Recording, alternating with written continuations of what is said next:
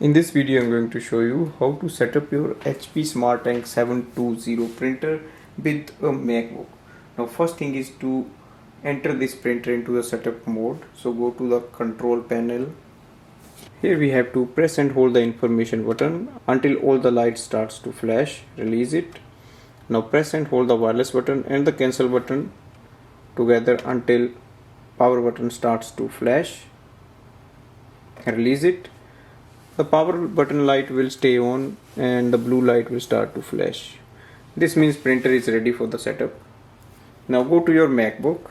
In the MacBook, download the HP Smart app and you can download it from the App Store. Now we have to add the printer for the setup. So click Add Printer. It will show you the HP Smart Ink 720 printer setup. So just click on it and click on the Continue button.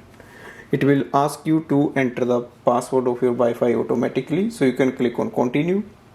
Now when you get this message information button, so you have to press it here. Once the printer is connected with the Wi-Fi network, it will automatically come into the HP Smart app. Now it's ready for wireless printing and scanning. I will show you how to print.